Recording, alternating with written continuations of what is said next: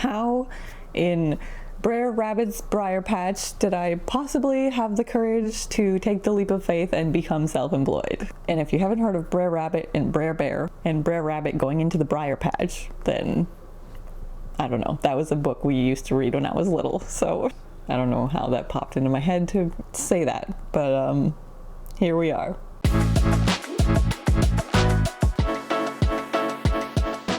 I know that some people can't imagine a worse torture than losing their source of steady, reliable income, aka their full-time job, aka 9 to 5.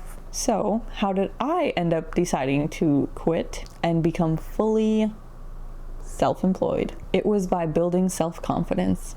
What is self-confidence? Let us look it up, shall we? Definition: self-confidence. A feeling of trust in one's abilities, qualities, and judgment. Or, as Alex Hormozy says, it is building evidence. The more you do something, the more evidence that you have that you can do it. And of course, the better you get at the thing.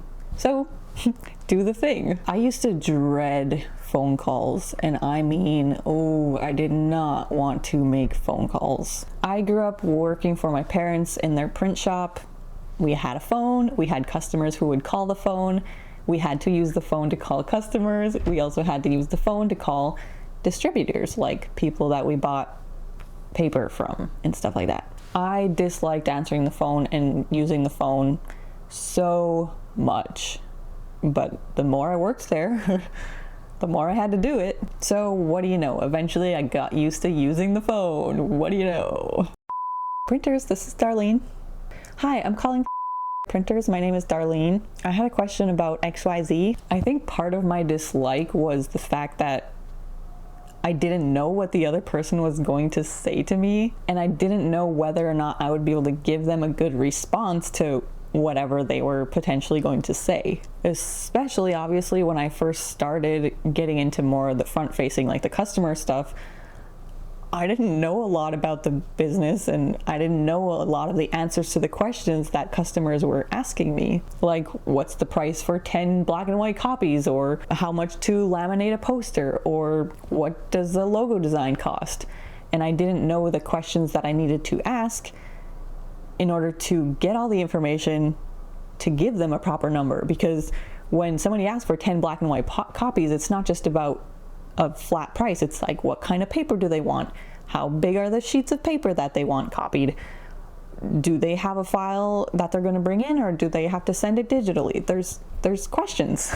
It's not as simple as you might think it is. Obviously, as I spent more time in the business, I had to make more and more outgoing phone calls. Hey, call this company and ask them if they've shipped this package yet and when it's expected to arrive. Hey, call this company and ask them for the wholesale price of this 60-pound paper. We need a whole pallet. These phone calls were my worst nightmare for a while. I'm telling you, 90% of the time, the people on the other end would ask me a question to which I did not know the answer. I would get mad at my boss, aka my mother, for asking me to make these phone calls because I felt stupid for not knowing all of the questions, not knowing all the answers, and having to say, hang on a second, please, and then I don't even know how to put the phone on hold, so I just set it right there. I go quick run over to my mom's office. They're asking if we want 50 or 60 pound. They're asking when do we want it by. They're asking, are we paying for the shipping, or are they going to put it third party through UPS? I would get so annoyed. Why didn't my mom just call super fast? Because she knew all the answers to all the questions. She knew all the questions to ask. Why did she have me calling and having to go back and forth, and hated that. She knew every last detail, so why couldn't she do it? Obviously, she knew what her time was worth, and she wasn't going to spend her time on piddly little things like calling for an updated price on a pallet of paper, because she was doing the design stuff, the expert, professional stuff that she had spent years on perfecting and getting really good at. It was a much better return on investment of her time to spend on designing than making phone calls. Obviously, she was perfectly capable of the phone calls. It wasn't that she didn't want to or didn't know how to do it. She had built the business from ground zero, so she had to do those same things for years. She had so many years of phone calls in her self-evidence portfolio. She had her self-confidence when it came to making phone calls to distributors and answering the phone to talk to customers. So there I went, making call after call after call, screwing up, hanging up the phone and having to call back and be like, I forgot to ask this one question, tripping over my words, sounding extremely unprofessional, I'm sure. And yet, week after week, I improved. Wow. I built evidence that I could make phone calls. I started to trust my ability to come up with answers to questions, and to trust my ability to answer the right questions to get the right answers, ask the right questions to get the right answers, to get all the information I needed in one phone call instead of 3, all within the realms of that printing business, of course. Eventually, I moved on, I got a new job, not within the printing business, because everybody needs to get outside the family business before they're like, oh, actually, that was actually a pretty good business. Maybe I should come back. One job in particular that stands out that I went through kind of the same thing again. It was my job as a dispatcher at a trucking company. I had to call to ask about loads.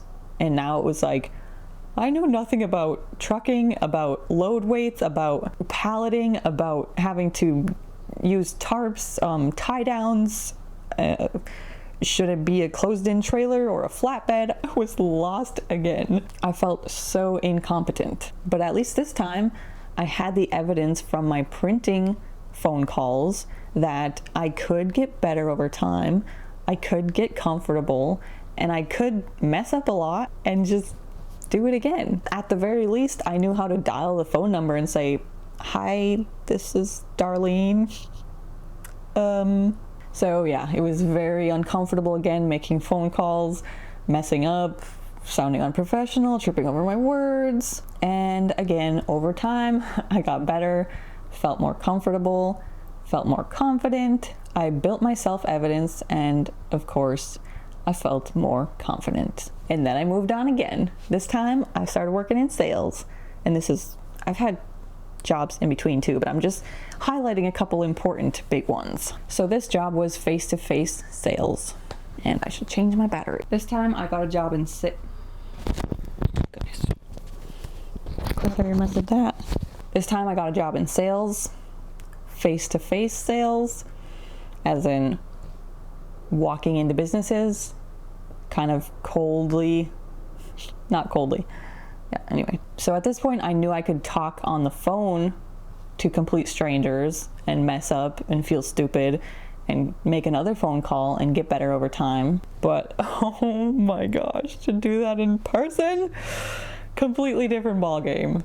People can see if you're turning red in the face, they can see you fidgeting, they can see all your body language, see you sweat and stutter and act stupid right in front of them. Whew, so much worse. Of course, you know what happens by now. Day by day, the more I went to sell face-to-face, the more I trusted my memory to come up with the facts that I was supposed to memorize in order to answer the questions that the customers had about the product. And again, I built my portfolio of evidence that I could do it.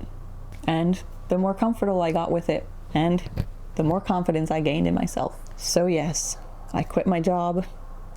I quit my main source of income, that steady, reliable paycheck that was not very reliable. I took that leap of faith because I have confidence in myself. I have trust in my ability to learn and fail and grow and earn what I feel my time is now worth. I have learned the skills I need in order to acquire my own clients. I have learned the skills I need in order to learn and grow even more when I am faced with a question I don't know how to answer. Like I said in the research video, I learned how to do research. I learned how to learn things, even when I don't have somebody here physically to hold my hand and teach me how to do it. This is how I had the courage to quit my job and become self-employed. And you may now be wondering, how do you possibly enjoy your life when you always have to be worrying about getting the next job? Well, I actually have a very different perspective, which I will share with you in the next video. So I'll see you then.